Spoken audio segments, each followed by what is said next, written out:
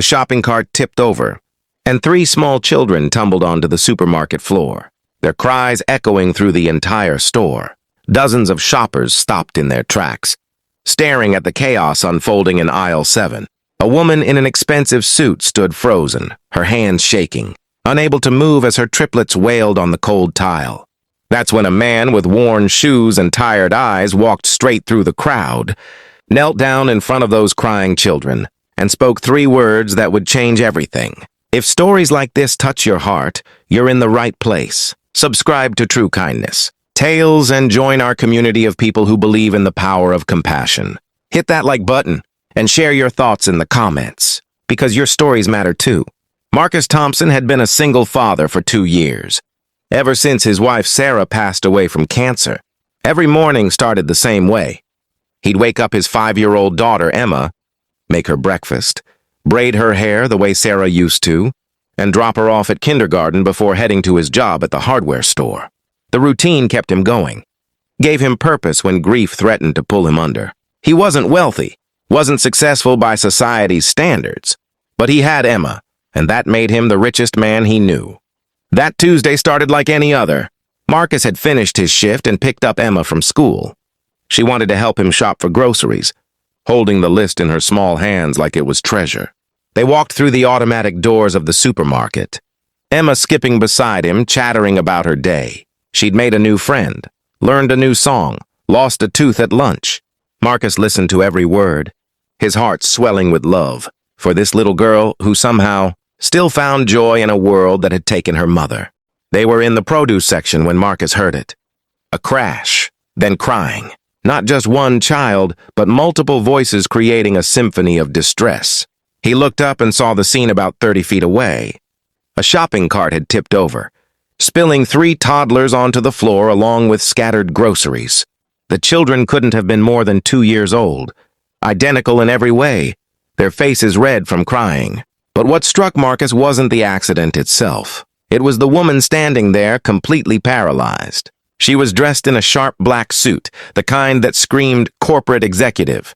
Her phone had fallen from her hand and lay cracked on the floor. She looked at her crying children with an expression Marcus recognized instantly.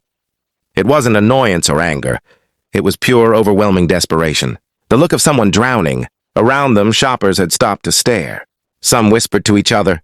Others pulled out phones to record. A few shook their heads with judgment written all across their faces. An elderly woman muttered, something about irresponsible.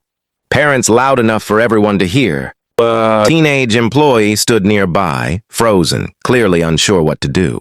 But nobody moved to help. They just watched like the woman's crisis was entertainment. Marcus felt Emma's hand tighten around his. She looked up at him with those big brown eyes, Sarah's eyes, and asked why nobody was helping the babies. He didn't have a good answer for that. What he did have was a choice. He handed Emma the shopping list and told her to stay right there. Then he walked through the crowd of onlookers, past all those staring faces and judging eyes, and approached the scene of chaos. The woman didn't even notice him at first. She was still standing there, tears now streaming down her face, her whole body trembling. The triplets continued to wail, one of them with a small scrape on his knee. Marcus didn't say anything to the mother yet. Instead, he knelt down on the cold supermarket floor, right there among the spilled milk and scattered crackers. He got down to the children's level, and in a soft, gentle voice, he spoke 3 words that cut through all the crying. "You're okay, sweethearts." Then he started checking each child for injuries, his movements calm and practiced. He'd done this before with Emma countless times. Bumped heads, scraped knees, bruised elbows. He knew how to be gentle, how to be reassuring.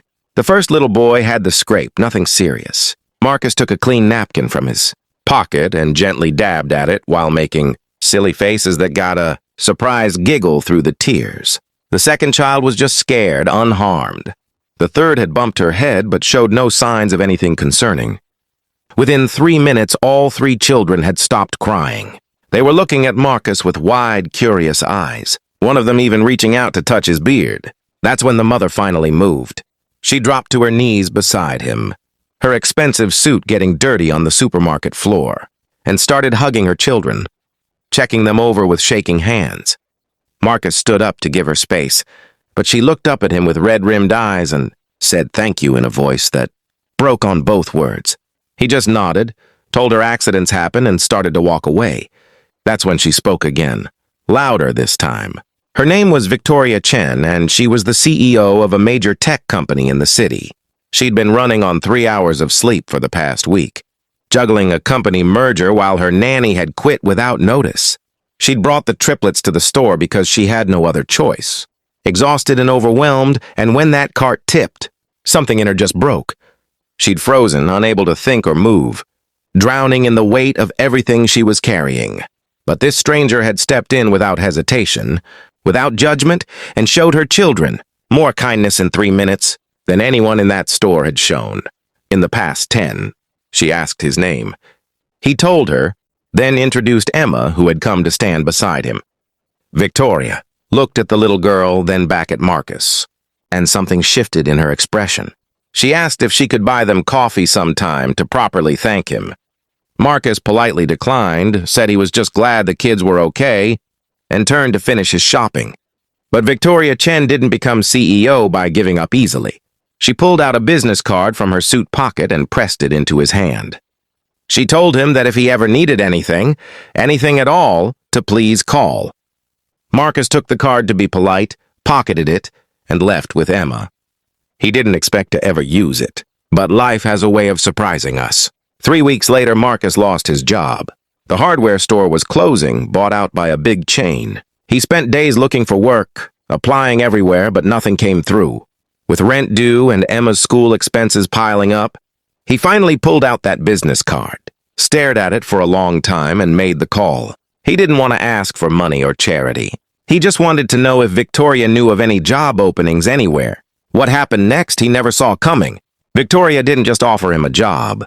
She offered him a position as the head of her company's new community outreach program. She'd been thinking about it since that day in the supermarket, she said. How kindness and human connection were missing in the corporate world. How people needed to see more of what he'd shown her that day. The salary was more than he'd ever made. The benefits included full coverage for Emma. Marcus asked why. Why would she do this for a stranger? Victoria's answer was simple. Because when she was drowning, when the world just watched, he jumped in without thinking twice. That's the kind of person she wanted in her company. The kind of person who saw someone in need and didn't hesitate. Who taught his daughter by example that kindness matters more than convenience. Marcus accepted. But more than that, he and Victoria became friends. Real friends. She became like an aunt to Emma. The triplets started calling him Uncle Marcus. And the program he built brought genuine community support to thousands of families in need, all because one exhausted father chose compassion over indifference in a supermarket aisle. Sometimes the smallest acts of kindness create the biggest ripples. Marcus could have walked past that scene like everyone else. He could have judged Victoria for her moment of struggle. He could have assumed someone else would help, but he didn't. He saw a person in pain, and he acted with simple, pure kindness. That's what this world needs more of. Not grand gestures or viral moments, but real people choosing compassion in everyday situations. Choosing to help instead of record. Choosing to understand instead of judge. Choosing to kneel down and say you're okay when someone is falling apart. The next time you see someone struggling, remember Marcus. Remember that your simple act of kindness might be the thing that changes everything. It might be the moment that saves someone who's drowning. And maybe, just maybe, it will create ripples that spread further than you ever imagined. Share your own stories of kindness in the comments below. We'd love to hear about the time someone helped you, or when you helped someone else. Because every act of compassion matters, and every story deserves to be told.